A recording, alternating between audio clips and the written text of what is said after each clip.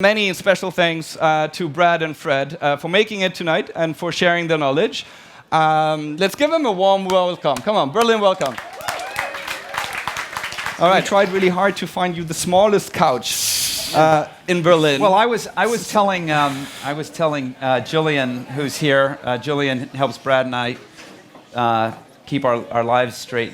That when Brad and I raised our first fund in 2003, we traveled around the United States, mostly having people tell us the internet was over and would never make any money. And we had to pay for all of our travel, so we used to share a hotel room. So this is really not that close. Okay, it's back to the roots, yeah? two beds. Yeah. Back to the roots, nice. All right, so quick warm-up question for both of you. Fred, your Wikipedia article calls you sort of a VC with celebrity status. Is that what it says? That's what it says, so you didn't edit it. That's good. Researching it a little bit longer on Quora, people ask like the most random questions, like, is there a personality cult around Fred Wilson? Or the best one I found was like, does Fred Wilson sleep? So how did you become sort of the Chuck Norris of the venture capital industry? I think it comes from the blog. It comes from writing the blog and just putting ideas out there every day. And I think everybody's got a voracious appetite. Everybody in this business has a voracious appetite for ideas. And so just by putting them out there, it's like flypaper, People just want to, come. But was it also sort of deliberate that you said, well, Fred will be the front runner of Union Square Ventures and he's going to be sort of building this brand for the company? No. No. But I can actually vouch for the fact that he does not sleep either. Okay, so he has superpowers. Yes. Thank God. And Brad, you have sort of a different background, right? Fred actually started working at a VC pretty much after college. You had a job as a software engineer before. You, on the other hand, spent 10 years in big corporations like AT&T. I wonder, like, with this different background, is there sort of stuff that you really disagree on and sort of fight about?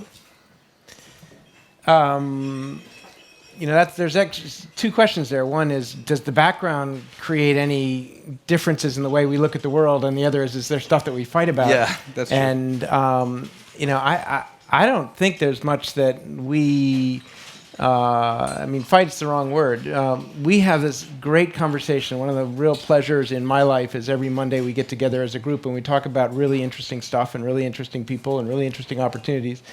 And everybody is intellectually honest and open and interested in everybody else's perspective. And so it's just an exploration. It's not really, there's no battle going on. Mm-hmm. The one thing I would say is that Brad is very principled and I'm a pragmatist. And so, net neutrality, okay?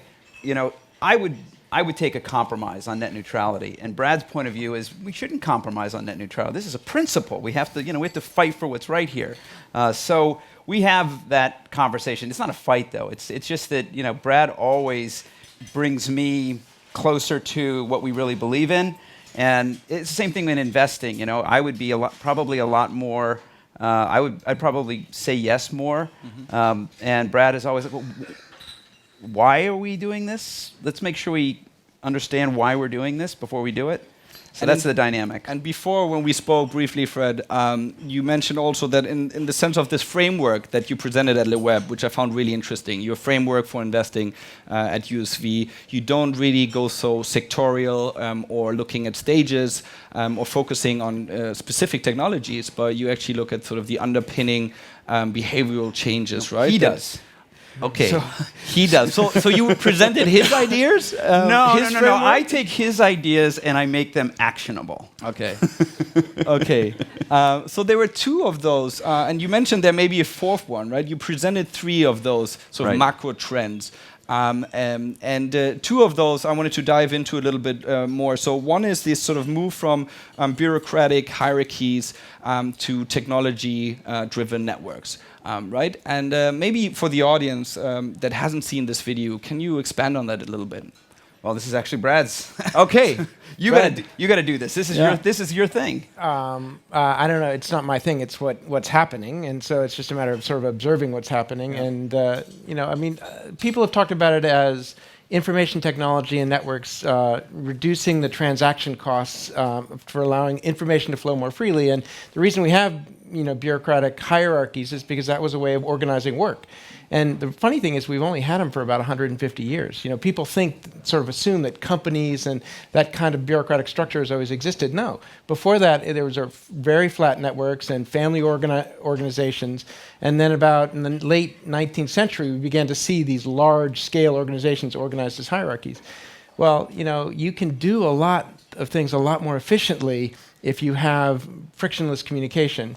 And that's what I think Uber and Airbnb and all of these networks are. What are sort of the next markets you think, or verticals that are going to feel this disruption? Well, in retrospect, it looks pretty obvious that media was first. And media is entirely in this world a digital good, so there's not a lot of friction involved. It was also entirely unregulated. When you moved into transportation or housing or finance, all of a sudden you found governments that had a real interest and incumbents that were aware, had watched what happened to media and said, I don't want that to happen in my industry, and so they began to work with governments to prevent innovation in those spaces. So the question of what's next down the line, well, everything's next, but I'm particularly interested in healthcare because I think that the healthcare system, certainly in the United States, and I suspect everywhere in the world, is a massive bureaucratic hierarchy. And that as a result, we as patients aren't getting as much healthcare as we could for the cost that we spend. And I also think that combined with the fact that these devices we're carrying on us are going to start recording lots of important information that can start to allow us to become more aware of our own issues without even having to access the healthcare system. Those two forces together seem like they're just on a collision course, and I think it's going to be, the big bang that's going to happen in healthcare is going to be really interesting to watch and I think interesting to invest in. And as a model, sort of technology-driven networks, right? And this move from hierarchies, do you think this is sort of the ultimate model? Churchill, famously said about democracy, it's the worst form of government except for the others. Is that sort of similar to the model that we're adapting right now? Is there something more? And you as VCs, I spoke to Fabian Siegel before actually about this, and he said he also wonders whether you already have to think about the next wave, right? So do you think about that? What will come after technology-driven networks? So we spend a lot of time thinking about that, and we do every once in a while step back and think about the end of history argument. Is this have we reached the maximal efficiency that we can imagine? I think that the other thing about us is we've never looked at it as a technology. We don't invest in technology. We invest in what technology enables.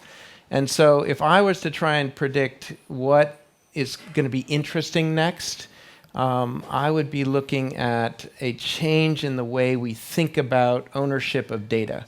And the reason for that is that if you think about a challenge like healthcare or any of the networks that we see today, and the sort of the network effect defensibility of a company like Facebook, that's all about where data is owned and how it's controlled.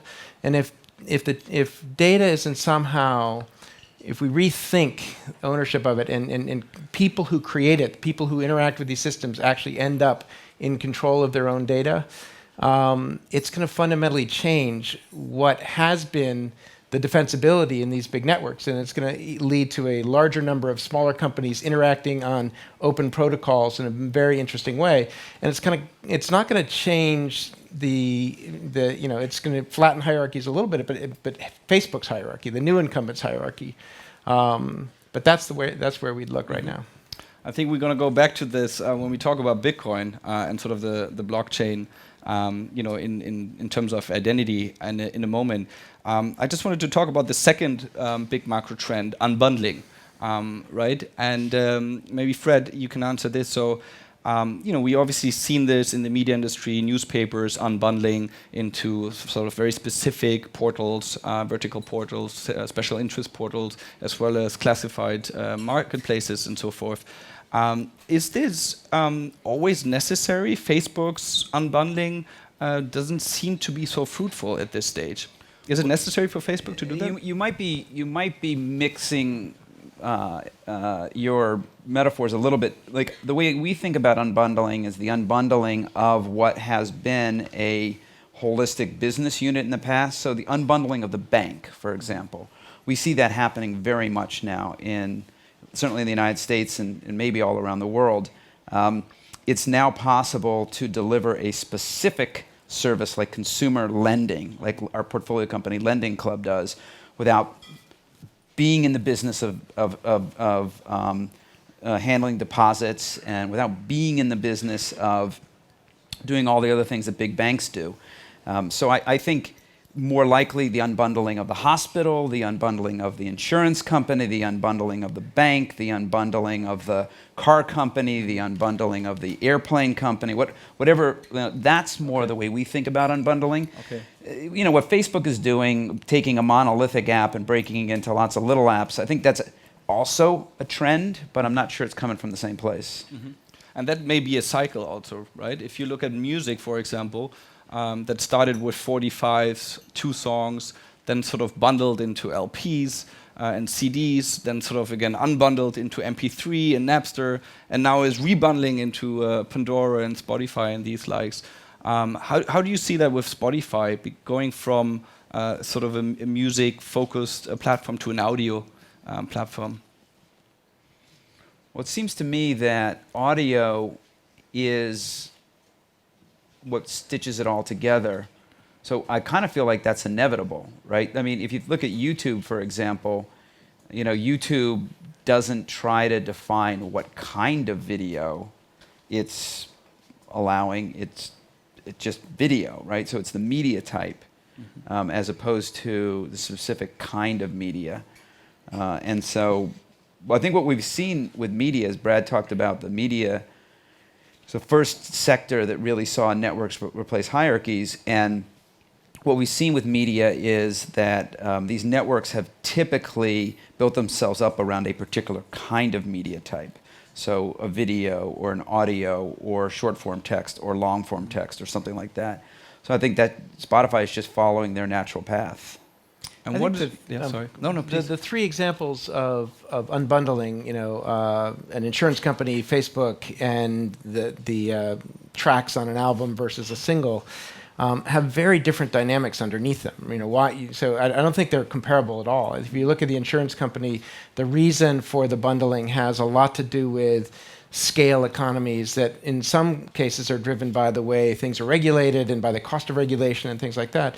Facebook's choice to bundle or unbundle is really about consumer experience and brands and things like that. And the music is really just a packaging and the way you consume it. So if you're trying to find a common thread underneath that, and sort of to try and say it's always going to be going in and out, I don't think you could do that. I think you have to look one layer deeper. Okay. And what will be the 4th megatrend? You mentioned to me. Well, I thought you were talking about the 3 sectors that I said we were interested in investing in at the end of my talk, which was healthcare, the unbundling of healthcare, or the consumerization of healthcare might be a better way to put it, blockchain, and identity, and new ways to think about identity. And the 4th area that I'm quite excited about is mesh networking. And interestingly enough, Brad's the only person in our firm who's had the courage to make a networking investment. But I think we're all quite excited about that. And we've been looking for ways to erase the last mile monopolies and duopolies that exist in wireless and wireline, particularly in the United States, and I think it's true in many countries around the world. Mesh networking to us seems like possibly the most promising of all of those, and so we are quite interested in that as an investment. Can you explain maybe some interesting use cases you've seen? Well, so yesterday, a company that we invested in earlier this year called Venium announced the investment that we made.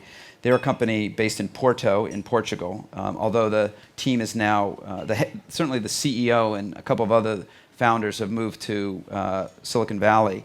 And what they have built is, it's Brad's investment, I don't know why I'm explaining it, but I'm going to keep going. They have built essentially a little device that we would think of as a wireless access point that uses a slightly different protocol, wireless protocol, but it's still based on a standard, an open standard, that they put in the backs of buses and taxis and garbage trucks. And as these vehicles drive around Porto, they're meshing with each other all day long. And not only are they providing internet into these vehicles, they're also provisioning a big Wi-Fi mesh throughout the entire city of Porto.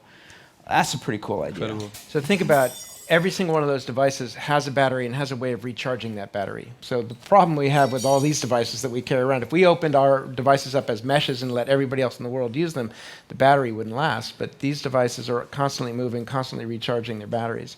So it's kind of cool. It's an interesting platform. It's a kind of clever hack in a way, because they're using this protocol called 802.11p, which is actually designed for vehicle-to-vehicle transmissions.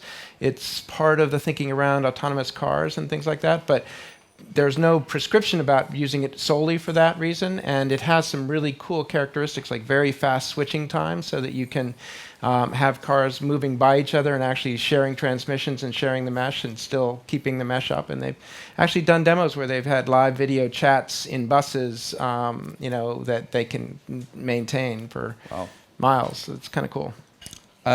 Another sort of thing I guess you guys are fascinated with is Bitcoin and the underlying protocol, the blockchain. Who in this audience, because I'm not sure how well received that is in Berlin, who in this audience, hands up if you believe in the future of cryptocurrencies? If you don't believe in the future, hands up? Okay, and the rest doesn't believe in any future, maybe. Okay, there's one person there. They just don't know yet. They're not willing to exactly. go online. I mean, this is something that I think in the US is a much bigger theme already than here in Europe. Can you maybe explain your fascination with it and where could it lead to? I think it starts with the blockchain. We see Bitcoin as an application that's built on top of the blockchain, and we think there are going to be lots of applications that are built on top of the blockchain. Our colleague Joel wrote a blog post last week where he outlined the blockchain stack. And for all of you who are tech people, you're used to looking at stacks and understanding how technology layers on top of. And so I would encourage you to go look at that. You can get it. I linked to it off of my blog at ABC. So if you went to ABC and searched for the blockchain stack, you'd get to a post I wrote and then to his underlying post. But in any case, what he describes in that post is an architecture that realizes the vision that Brad was talking about, which is a data layer, a common data layer across applications that's not controlled by these silos. And the best way to think about it is today, if you use Gmail, you could decide to go to a different mail client and all of your mail would show up and all of your email addresses would show up and you'd have a different UI, but you wouldn't have anything else different. That's not true with Facebook. It's not true with Twitter. It's not true with almost any other application you might use. If all applications were built on top of this blockchain stack, you would take your keys and you would leave Yammer and you would go to Slack and instantly everything that you had on Yammer would be in Stack. You would just take your key, your private key, and you would just join another application and everything would come with you. And I think we think that's really powerful. And a lot of people say, well, what's the incentive to do that? I think the incentive to do that is that when when end users start to have these experiences, and you can already have that experience with Bitcoin, where if you use a Bitcoin wallet like Coinbase and you decide to move to a Bitcoin wallet like blockchain, that's just the way the world works. And as people see more and more of this in their lives, they're going to say, I want that with everything. I want that with my concert tickets, and I want that with my banking relationship, and I want that with everything. So, we think that this is a big deal, and and I'm not saying it's going to happen in 2 years or 5 years, but I think if we look out 10 years, it feels to us like this is a very big and important change. If you're looking at it as a currency, you're looking at it the wrong way. And it's interesting, but it's a very simple, single implementation of what's possible with the technology. If you think about Airbnb and what Airbnb did to the hotel industry, they basically recognized that there was all these assets out there, spare bedrooms that could be linked together on a network and replicate the functionality of a hotel with none of the cost, right? How's that going to happen with Facebook?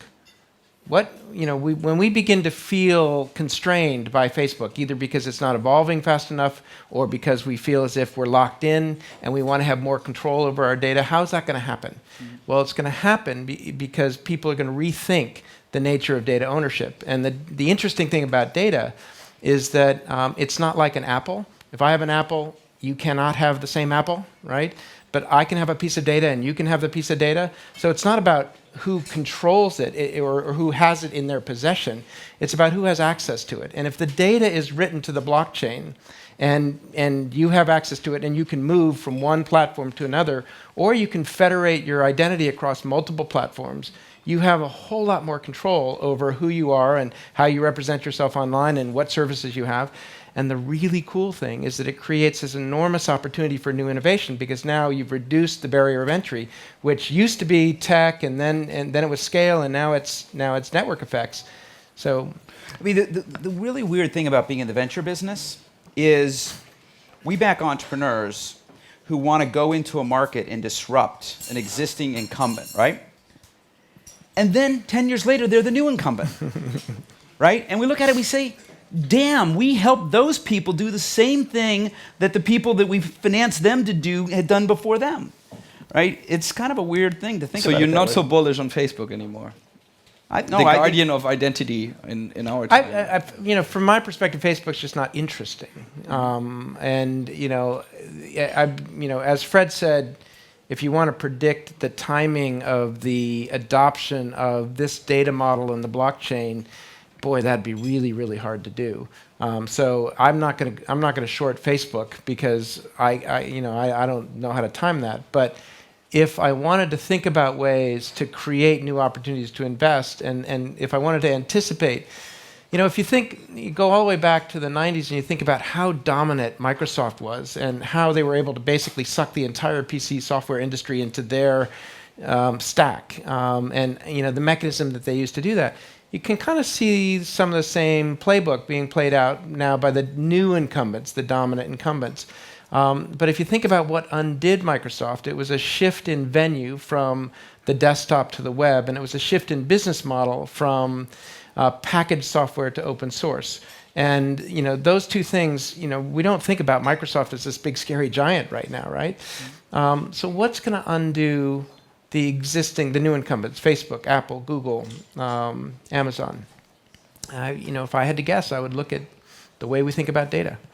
Where are we in the sort of life cycle of the sharing economy right now? What's sort of the status, you'd say?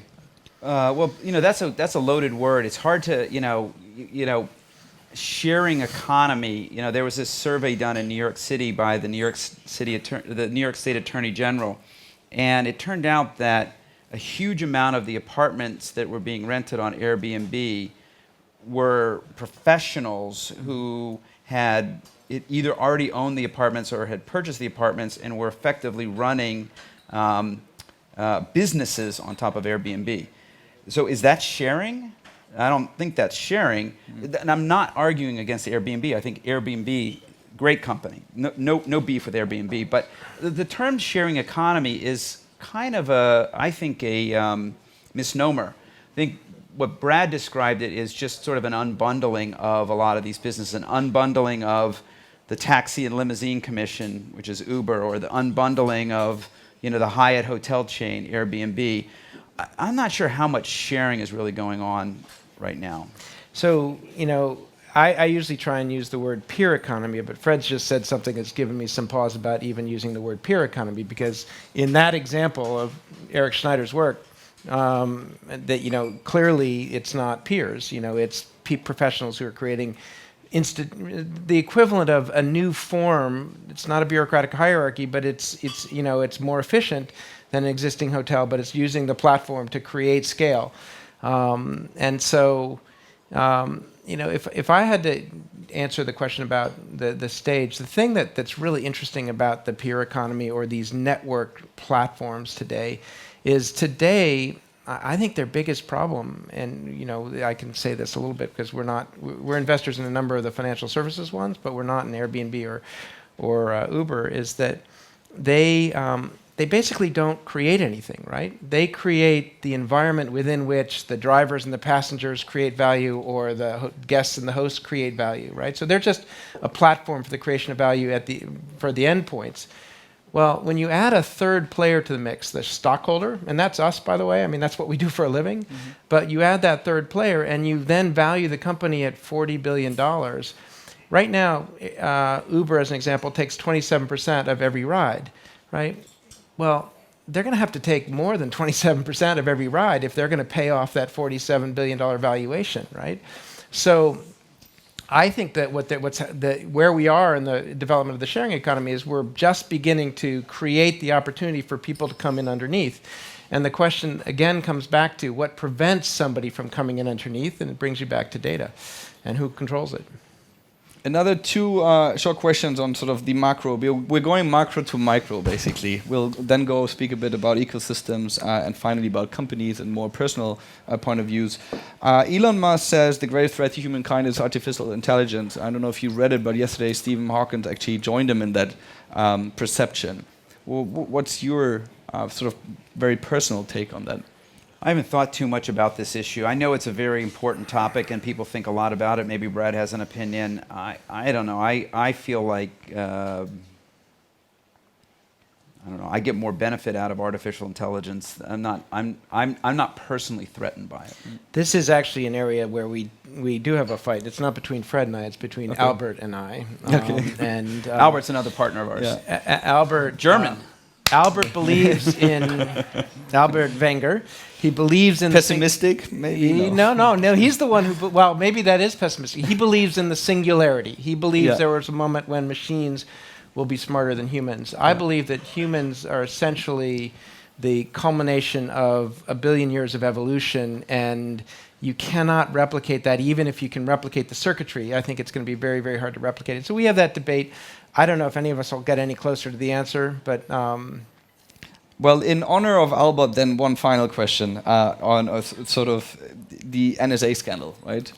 Which Germans sort of took maybe more note of, it felt, than maybe in other parts of the world. I'm not sure about this, but generally I thought, that's my personal perception, that the sort of the tech community's outrage was rather soft, and I wonder if that is maybe a form of self-censorship already. I mean, my feed now, if I look at my Facebook feed, it's full of Ferguson, it's full of so many political incidents and events.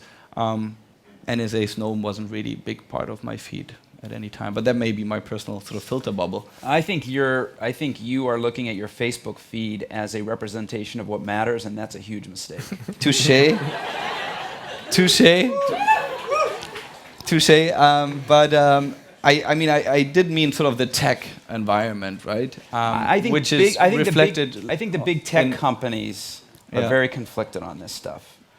But I think if you talk to rank and file people in the tech world, I think it's pretty universal that that they are unhappy with the fact that the U.S. government is effectively spying on the citizens of the United States. Tech companies are in a tough spot because they're also spying on the citizens of the world, right? And they would argue that they're more benign. They can't put you in jail. They have a consensual relationship. You participate. They're not sneaking up on you. They're not cracking open back doors. They're not doing the things that the government might be doing. But they are looking at what you're doing, and they're using that data. And so that's they're walking a fine line. They've got to either, sort of keep a low profile on the issue, or they've got to make this distinction. It's a tough distinction to make. I actually think that there is a group of people in the tech community who care so much about this issue that they are building technology to protect themselves and anybody, and it's mostly open source, to protect themselves and anybody else who wants to avail themselves of it from these threats. And I think that that's exactly how the tech community should respond to this. Posting about, I don't want to get on your case. I don't mean to be negative about it, but actions are more powerful than words. I don't mean that either, I guess, because there's some very important words that have been spoken by leaders around the world, but to just say that you're unhappy with the U.S. government spying on you, it doesn't do much. But if you do something about it, I think that has deep power. So maybe we can get a disagreement going here. I worry that we're giving up the possibility of collective intelligence. So one of the companies that like with crypto. Well, if we go dark, if we use all these tools and everybody becomes an island and everybody becomes unidentifiable in the stream, one of our portfolio companies is a company called Duolingo. It's a language learning site, and they look at every single click that you make as you interact with the site, and they do it in order to be able to optimize your experience, and optimize your learning. They identify a learning style. They find out what works for other people, the same kind of learning style. They present that stuff to you, and you learn more quickly. They can also do really cool stuff like they can take the TOEFL, the English language test, and it takes 2 hours, and they can shrink it to 20 minutes because they adapt. They immediately see how you're reacting, and they can adapt, and they can find your level very quickly.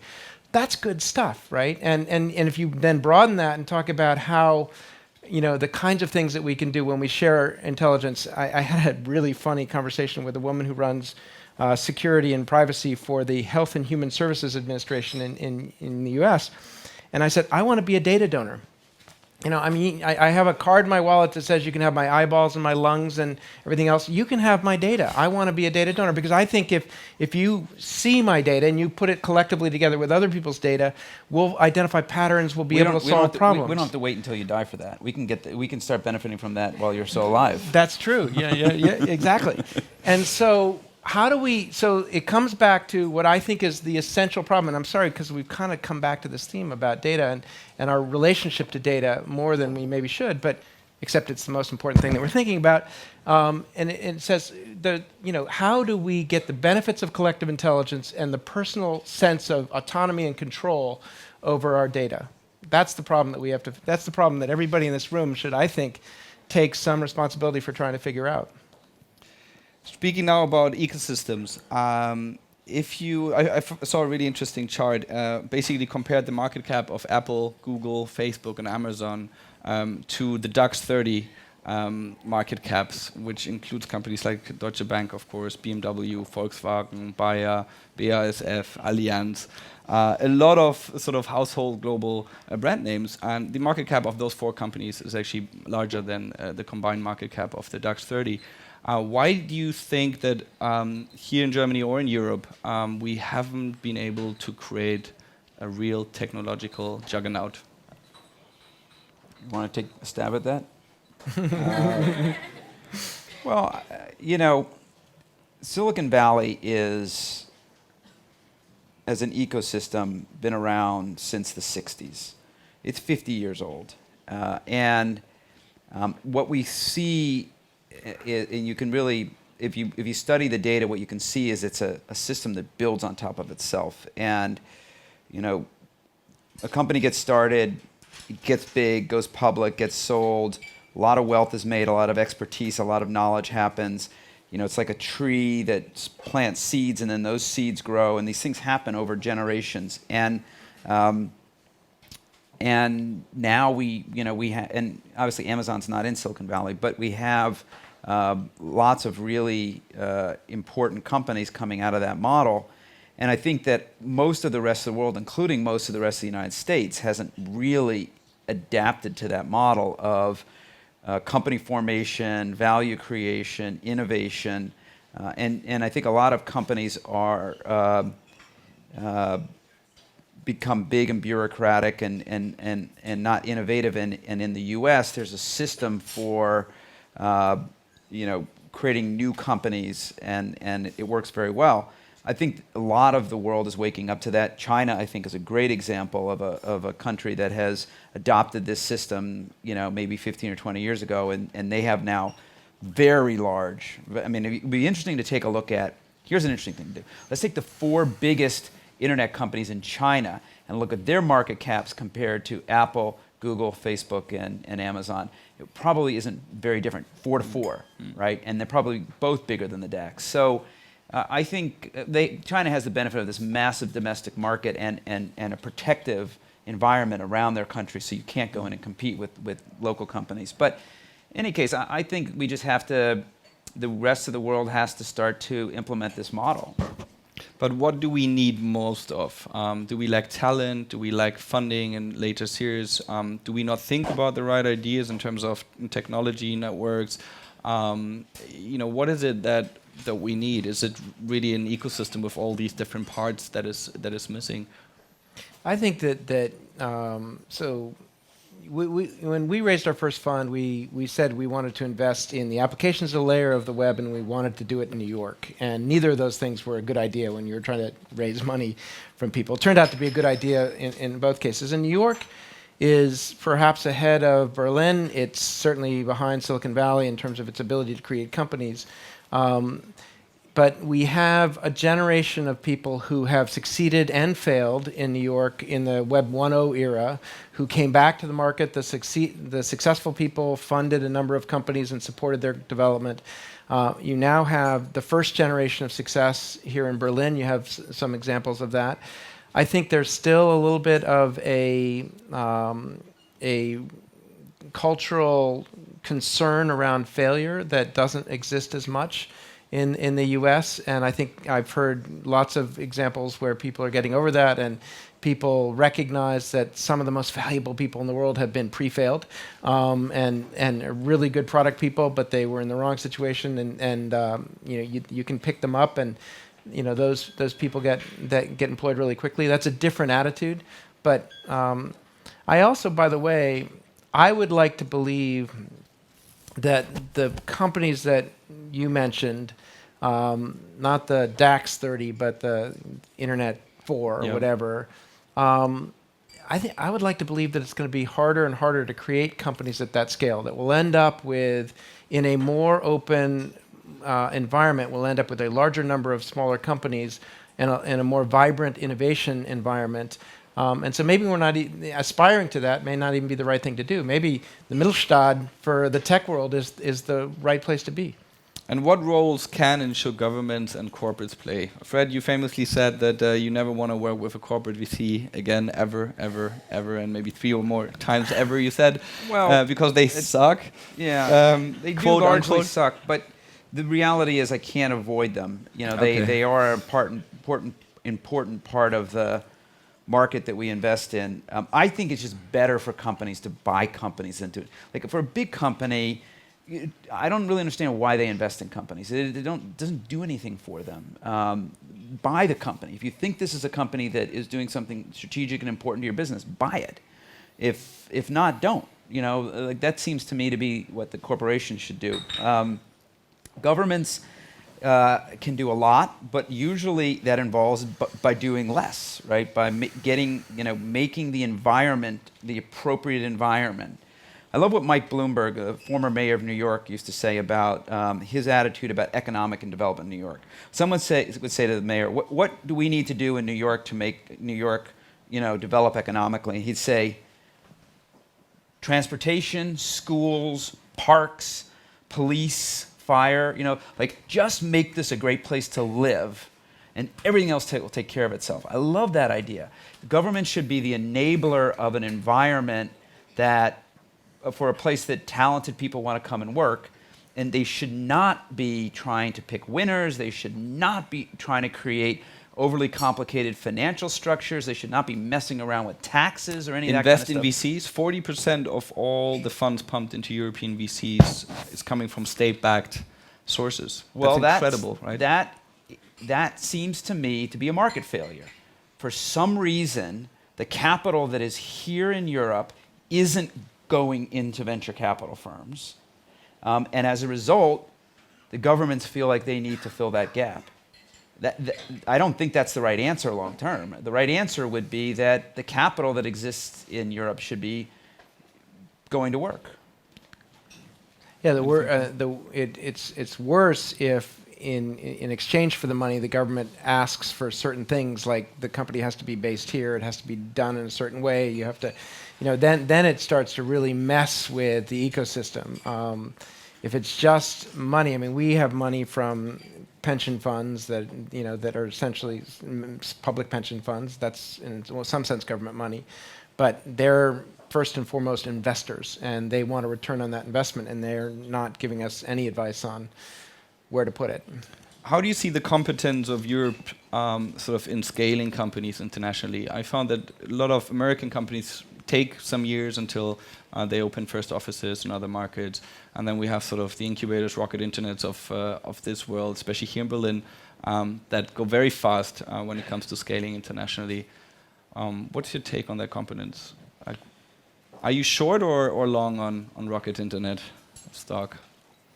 I wouldn't touch it with a 10-foot pole because I don't believe in their business model, and I think that they're actually ciphers. I think they're bad actors in the system. I don't like them in the least. But I think it's important for a company to make sure that they have product market fit and understand how to scale their business before they get too aggressive with international expansion. I know that companies that are based in Europe, and particularly companies that are based in the smaller countries in Europe, cannot build enough of a business in their domestic market, so they have to go international quickly. And we see a lot of our European portfolio companies coming to the US for that reason, and I totally understand that. We support that. We help them do that. But I don't think that international expansion should come too quickly because it puts a lot of strain on the organization, and it's important to have everything else working right before you do that. There's a nuance there, and that is there's a huge difference between a company like an Airbnb or an Uber and a company like Tumblr. I was on the board of Tumblr. Tumblr had this phenomenon in Indonesia where it all of a sudden became one of the fastest growing countries, and they had nobody on the ground there. They didn't know who was doing that. They didn't know why it was happening. Tumblr all of a sudden becomes global when they begin to sell something globally. Then they have to have local salespeople. They have to understand the culture. They have to understand the rules, the regulations, all that stuff. If you're a company like an Airbnb or an Uber, you're pretty quickly, you have to figure out what's happening in each of those markets, and you have to treat them all separately. That's a much harder problem, and that's the problem Fred's talking about, being careful about. And we reached sort of the final part, the more personal and company-centric part. So guys, just 2-3 more questions, and then you guys have all the questions to ask. In an interview with Business Insider, you said that in 2012 you spent a lot of time with companies that you kind of knew they were already doomed. And I think this is a question, speaking to entrepreneurs here in Berlin, that I get a lot, is like, when do you know, you as a VC or as an entrepreneur that you've seen, when you can still pivot, or what you call grind it, and when is it just over and done? Well, it's over and done when you run out of money and nobody's willing to give you another dime. That's when it's over and done. Or when you decide that you're done. Yeah. I hate, and I never tell entrepreneurs, you're not going to make it, because I will tell them things like, this isn't working very well. You need to rethink what you're doing here. Or if we keep going in this direction, we're going to run out of money and no one's going to give us more. So you can be, you can kind of communicate some of the concerns, but the minute you tell an entrepreneur that you think they're going to fail, your relationship, it's like, my wife's here in the audience, and I hate even saying this, but it would be like saying to your wife, this isn't working or something. Like, you can't go backwards from that conversation. So I think it's something that you got to be really careful as an investor. You got to be supportive, but critical at the same time. And usually we let the market dictate when these companies are out of money. We don't try to force it on them. I want to say one thing on this, which is I've been working with an entrepreneur in New York who has now pivoted 3 times. And is just now found his footing and is hitting the ball out of the park. Sorry, that's not a football analogy. Kicking the ball out of the park? Kicking the ball, yeah. Through the net? Something. Through the net. Sorry, Lucas. He's doing fantastically well. And he did one thing, and it's the hardest thing that I've ever seen an entrepreneur do. And that is make a decision while he had money in the bank to completely change his business. And that meant laying off a large number of people. It meant shrinking down. It meant really stepping back and looking at what he was doing and deciding to do something differently. He did it 3 times. It's so much more common to have an entrepreneur come to you and say, I'm out of money. What do I do? It's way too late. And what are the most common mistakes that you've seen over the years entrepreneurs do? Well, I think the failure to find product market fit is the thing, right? Everything else could be fixable. Not saying it will be fixed, but everything else could be fixed. But if you can't build a product that people want to use that solves the problem you're trying to solve, then you don't have anything to go on. I see a lot of companies, they're going to build a consumer-facing product. So they ship a product and nobody's using it. And so they're like, oh, well, we could sell this to the enterprise. And so they pivot, and all of a sudden this is it's the same product, but it's now being sold to the enterprise. And it's just it's denial. They're trying to find a customer for this shit that they built, and they can't recognize that it's shit, and that's the thing. And you also said at one point that sort of in an early stage of your business, decisions should be sort of very hunch driven, and at a later stage more data driven, right? How as a VC or as it's hard. What I meant by that was, it's hard to get a product into the market that's a good product using data. Right? Yeah. What data? What's going to tell you what to build? The best entrepreneurs, they have something inside of them that says this is it, the market needs this. They build it, they get to some level of product market fit. Then from there, you can use data to help you determine what your roadmap should be and where to take the product. So that's what I meant by it. How does data as an early stage investor, you guys are not that early, right? But for an angel investor, for example, these tools like MetaMark that are popping up now, using data and sort of trying to quantify the potential outcome in early stage investing and sort of companies' potential. How do you see these services? Well, there's also a lot of people who are trying to create tools that track app store downloads and look for momentum, and to quote Fred, I think they're shit. And the reason for that is that I think all that can do is tell you what's already happening, and you can't differentiate. Anybody can get access to that data, and if somebody's got better tools to get access to that data, they're not necessarily going to be a very good partner on a board and help you build a company. The question is, why are you doing what you're doing? Why is it working? And if you have a theory about why it's working, then you've probably already identified those companies who, before the data shows. Got it. Yeah, there's nothing defensible in that model, even if it works. And we've tried it. Albert, our partner, has been very interested in this for a long time, and we've hacked a lot of stuff together at USV. First of all, the data isn't that conclusive. And second of all, you can get head faked by it. Ultimately, you still have to, even when you find a company that looks like it's accelerating, you have them come in, we still have the conversation that Brad just had, which is, well, why is this working? Right? And if we can't understand why it's working, then we're still not going to make the investment. So Brad and I share this point of view that that's not necessarily the best way to go about making investments. All right, great, guys. Let's open up. The value is in the audience. So we have mics somewhere. I don't know. Is Jacopo running around with mics? Oh, can you maybe just pass the mic then to the people? That would be awesome. So anybody with a question for Fred and Brad? And just so people know, we're a little bit blinded by these lights. Yeah, we don't know. A little hard to see you all. State your name. Great. So been following the blockchain. Totally agree with you guys on the trends, and I think the focus on decentralization as opposed to possession is really interesting.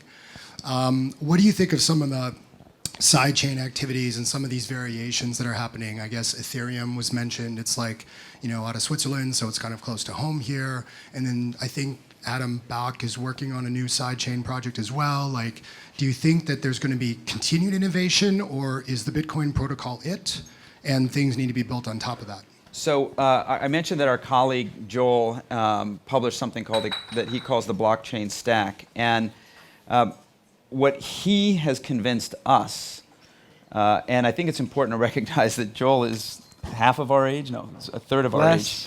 Yeah.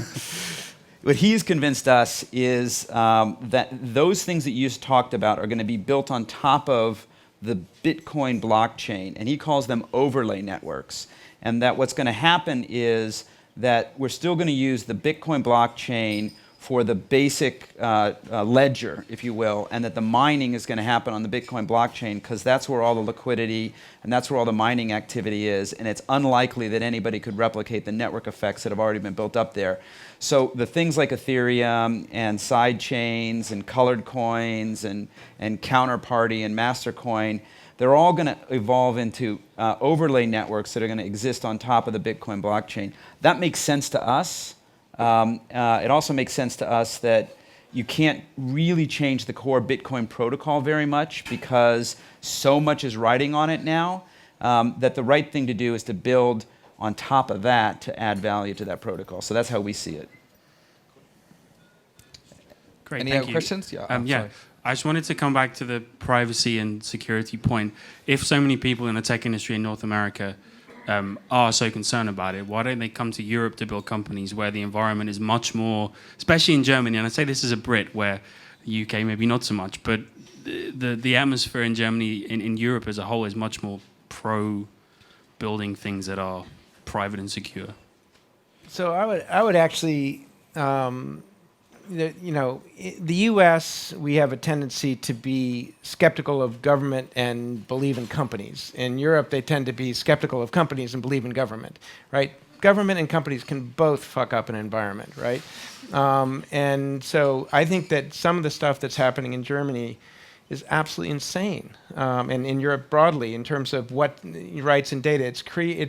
It's trying to bring a conception of property rights to data that don't make any sense given the difference in the nature of data. And it makes perfect sense that that's what people would do because that's where their experience base is, that's what all the laws talk about and stuff like that. So, I think a lot of what's happening in Europe is being driven by a sense of having been colonized by a bunch of Silicon Valley companies, which I respect and I understand that's a problem. But why, I think that I don't think there's anything particularly better about right now building in Europe versus building in the U.S. when it comes to, a better conceptualization of what data is and what individuals' rights are in that data.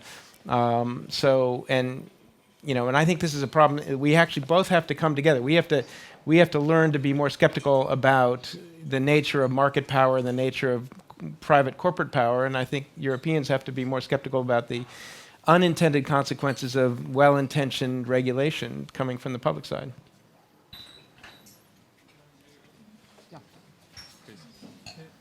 We'll get you the mic because then we have it on video. Thank you, guys. Well, okay. So, there's a lot of competition on the market, and you're speaking about open sourcing, right? So, basically, you're speaking about a lot of companies who are facilitators of, aggregating offer and demand. Offer and demand, well, demand and yeah, I'm right.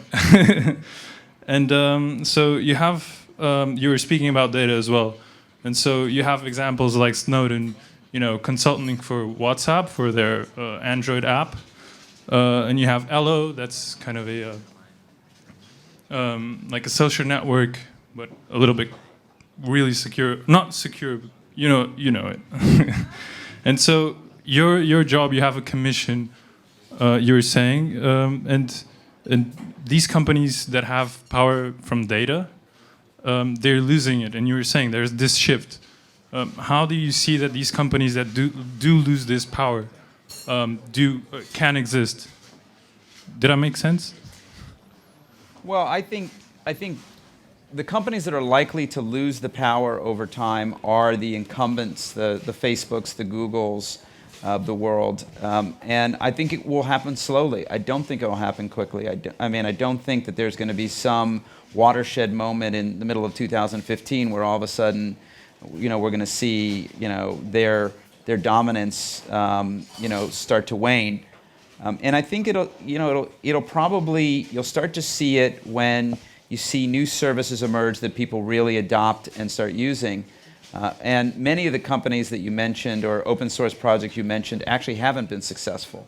So maybe they weren't architected properly, maybe they're not solving a problem that people care about yet. Sometimes timing is important, when the right product comes to the market at the right time. So we may be preaching about a moment that's 5 or 10 years away. So one of the things that we've done as a firm, and Fred has been obviously the person that's created the most here, is we've been very open about all of our ideas. And we have these conversations amongst ourselves, but then everybody in the room, with me as the possible exception, goes out and blogs about those conversations that we're having in our partners' meetings. And our limited partners come to us and say, what the hell are you doing? That's a proprietary asset that you guys control, and you're putting it out there in the market for everybody. And we think that what happens as a result is we get into conversations like this, and we get into conversations with the smart people who aren't in the room, and there are always more smart people outside the room than there are inside the room. So that's all by way of saying that there was an assumption embedded in your question that you have to control something in order to be able to exploit it or make profit from it. I would rather think about it in terms of being at the front end of the flow. If you can just be in the flow and you can be exposed to ideas more quickly as a company or as a venture firm or as an individual, you will do better. And it doesn't mean that you have to control it.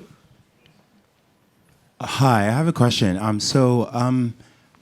Two questions, actually. First is London or Berlin? Is just a clear question. And then the second question is, you obviously made an investment in one football app recently, or about a year ago, 2 years ago. And you've made a number of investments in London, Halo. Can you talk a little bit about Berlin? So we're in Berlin, and a lot of the companies here are thinking about investment opportunities. Talk a little bit about what perhaps you're looking for, and what the opportunities are for potential Berlin startups that might want an investment from USV. Well, I hesitate to say London versus Berlin because we invest in both cities. But what I will say is I think they're very different cities. I think that in Berlin, you have what I feel like is a more sort of grassroots, gritty, kind of tech-heavy, lower cost, leaner kind of mindset about starting and building companies. Berlin's a lot less expensive to live in. It's got a younger, I feel, highly creative talent pool here. London is a more established market. You have probably more executive talent there, but it's a very expensive place to live. And for certain kinds of things, financial services, for example, maybe media, London would be a more logical place to start a company because of all of the talent that exists in those industries. But if you were going to build something that was, kind of a new kind of business that didn't exist before, Berlin might be a great place to do that. So I think they're different, but both have strengths and weaknesses, and we, like I said, are happy to invest in both markets. I think there's one thing that Berlin could use more of, and that is young, technically savvy venture capitalists, and who control their own deals. So I have a sense that there's a number of firms that are European firms. They tend not to be headquartered in Berlin, but they have a couple of young scouts in Berlin. But those scouts take these really interesting deals back to a firm that's saying, well, where's the revenue? And it's hard to get those deals done. And I would just encourage all of you to encourage anybody who's in that position to get their own fund off the ground so that you can have some local venture capital run by young people who understand the technology that you guys are building. Hey guys, Oh, is this one? Is it working? Oh, yeah.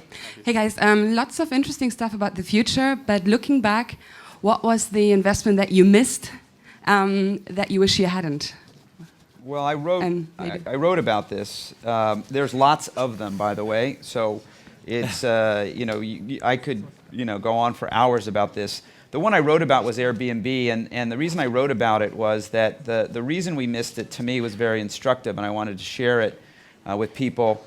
We could not imagine that they could move up market the way they did. When we met with them, it was literally people sleeping on air mattresses in people's living rooms, and that's what it was. And we just didn't want to invest in that. We didn't understand that what they were really building was a marketplace that would ultimately move to bedrooms and ultimately move to full homes, and that it could, in time, effectively replace staying in hotels for many people. And so we missed that one. We made one other mistake there, which was that I, at least, put myself in the position of sleeping on that air mattress and said, I'm not going to do that. Why is anybody going to do this? And that's a really, really common venture capital mistake, to think that you're the customer and to put yourself in the position of being the customer. Try not to make that mistake again. All right, I think 1 or 2 more questions, unless you guys feel like you want to go on forever. Well, I'd rather work the crowd a little bit, Yeah. Okay. So, final question, anybody? Yes. And then, Thank you. Fred and Brett will stick around, so you can obviously approach these guys. They'll be here for some more time. I would like to know, as entrepreneurs starting that early and being so innovative, I would like to know, what do you think of AI, and are you someone investing in that? I would like to think that as Brad said earlier, we don't like to invest in technologies. We like to invest in things that are enabled by technology.